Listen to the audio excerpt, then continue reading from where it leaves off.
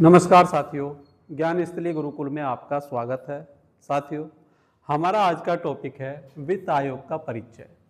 वित्त आयोग कैसे कार्य करता है, इसकी संरचना कैसी होती है, इससे संबंधित सारी चीज़ों को हम समझेंगे। चलते हैं अपने टॉपिक की तरफ। वित्त आयोग एक संवैधानिक निकाय है जिसकी स्थापना भारतीय संविधान के अनुच्छेद 280 के अंतर्गत की गई है। इसका मुख्य उद्देश्य केंद्र और राज्यों के बीच वित्तीय संसाधनों का न्याय संगत वितरण सुनिश्चित करना है। साथियों, आर्टिकल 280 के अंतर्गत यह आता है, यह आपके लिए बहुत ही ज्यादा महत्वपूर्ण है। दूसरा, यह संवैधानिक निकाय है, सावधिक निकाय नहीं है।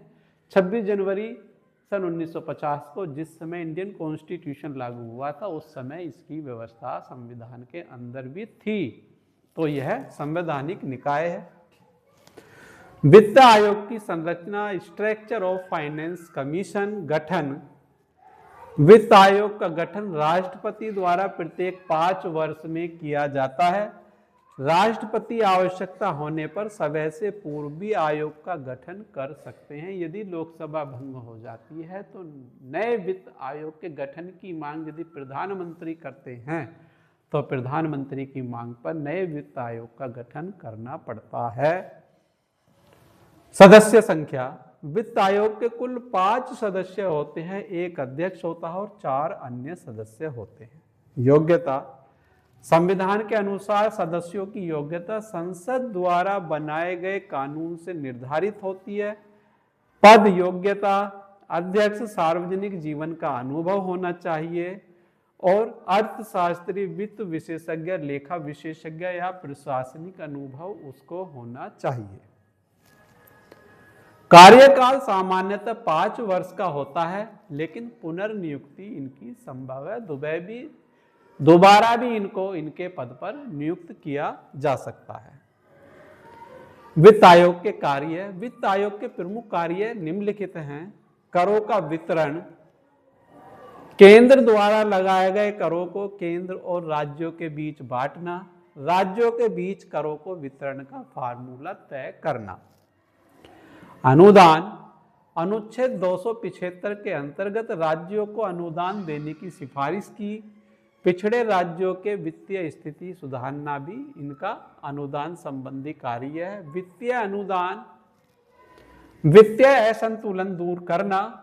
ऊर्ध्वाकार असंतुलन केंद्र बनाम राज्य के लिए है और क्षैतिज असंतुलन राज्य बनाम राज्य के लिए है। स्थानीय निकायों के लिए प्रावधान, पंचायत और नगर पालिकाओं को मिलने वाले धन की सिफारिश है। अनुच्छेद 243 का ए ग्राम के लिए है और 243 का वाई ये शहरों के लिए, वाई आई है, ये 243 का आई गांव के लिए है।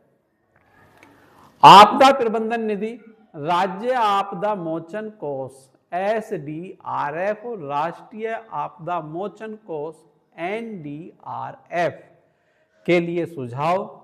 वित्त आयोग की सलाहकारी भूमिका होती है। वित्त आयोग की भूमिका सलाहकारी होती है, न कि बाध्यकारी होती है। आयोग राष्ट्रपति को रिपोर्ट प्रस्तुत करता है। सरकार आयोग की सिफारिशों को पूर्णतः या आंशिक रूप से स्वीकार कर सकती है। फिर भी व्यवहार में सरकार अधिकांश सिफारिशों को स्वीकार करती है। सलाहकारी भूमिका के क्षेत्र, कर संरचना सुधार, राज्यों की वित्तीय अनुशासन व्यवस्था, सहकारी संघवाद को मजबूत करना और सब्सिडी एवं व्यय सुधारना। वित्त आयोग का महत्व, संघीय व्यवस्था को सुदृढ़ करना, वित्तीय न्याय सुनिश्चित करना, राज्यों की स्वायत्तता बढ़ाता है और सहकारी संघवाद को बढ़ावा देता है।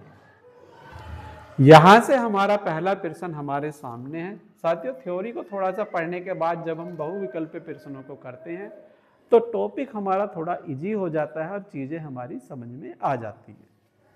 वित्त आयोग का गठन किस अनुच्छेद के अंतर्गत किया गया है? तो वित्त आयोग का गठन अनुच्छेद 280 के अंतर्गत किया गया है। यह अनुच्छेद बहुत ही ज्यादा महत्वपूर्ण है।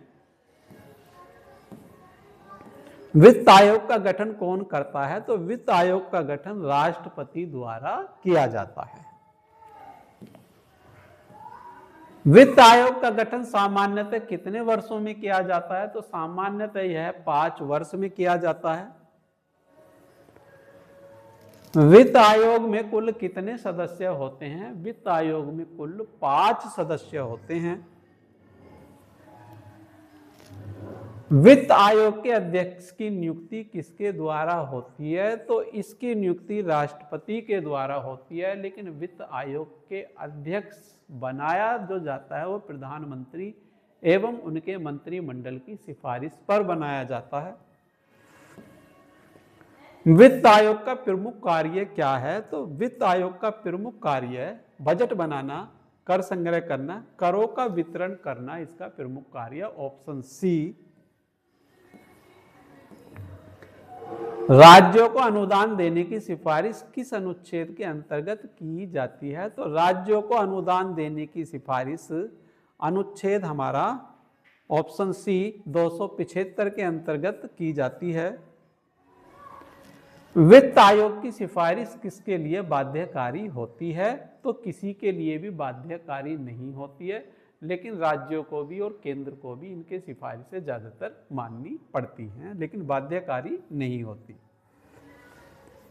वित्त आयोग की रिपोर्ट किसे सौंपी जाती है? वित्त आयोग अपनी रिपोर्ट राष्ट्रपति को सौंपते हैं। पंचायतों को वित्तीय सहायता से संबंधित अनुच्छेद कौन सा है? तो पंचायतों के लिए 243 आई है। नगर पालिकाओं से संबंधित अनुच्छेद कौन सा है? तो नगर पालिका से संबंधित अनुच्छेद 243 वाई है। वित्त आयोग किस प्रकार का निकाय है? तो वित्त आयोग संवैधानिक निकाय है। वित्त आयोग का कार्यकाल कितना होता है? तो वित्त आयोग का कार्यकाल 5 वर्ष होता है। अगला प्रश्न, वित्त आयोग की भूमिका किस प्रकार की होती है? तो वित्त आयोग की भूमिका सलाहकारी होती है, बाध्यकारी, न्यायिक और विधायी नहीं होती है, यह केवल सलाहकारी होती है। केंद्र और राज्यों के बीच वित्तीय असंतुलन को क्या कहा जाता है? असंतुलन को क्या कहा जाता है? तो केंद्र और राज्यों के बीच यदि असंतुलन है तो ये ऊर्ध्वाधर असंतुलन है। राज्यों के बीच वित्तीय असमानता को क्या कहते हैं? तो राज्यों के बीच जो होती है वो क्षैतिज असंतुलन होता है। Option C. वित्त आयोग किससे संबंधित सिफारिश नहीं करता है? तो वित्त आयोग बजट निर्माण से संबंधित सिफारिश नहीं करता है, कर वितरण, अनुदान और स्थानीय निकाय से वित्त संबंधी सिफारिश करता है। Option C. आपदा प्रबंधन निधि से संबंधित सिफारिश कौन करता है? तो आपदा प्रबंधन निधि से संबंधित सिफारिश वित्त आयोग करता है। Option C. वित्त आयोग की सिफारिशें कहाँ प्रस्तुत की जाती हैं? तो वित्त आयोग की सिफारिशें राष्ट्रपति के समक्ष प्रस्तुत की जाती हैं, उसके बाद संसद में प्रस्तुत की जाती हैं। वित्त आयोग की सिफारिशों का मुख्य उद्देश्य क्या है? तो वित्तीय समानता बनाए रखना इसका प्रमुख उद्देश्य होता है। साथियों, इसी के साथ हमारा यह टॉपिक पूरा हो गया। इसके बाद भी यदि आपकी कोई समस्या बनी हुई है तो आप उसे कमेंट बॉक्स में लिख के पूछ सकते हैं। साथियों, वीडियो यदि आपको अच्छा लगा तो वीडियो को लाइक कीजिए, वीडियो को शेयर कीजिए, और यदि आपने हमारा चैनल सब्सक्राइब नहीं किया है तो चैनल को सब्सक्राइब कीजिए। मिलते हैं नई वीडियो के साथ, तब तक के लिए जय हिंद, जय भारत, धन्यवाद साथियों।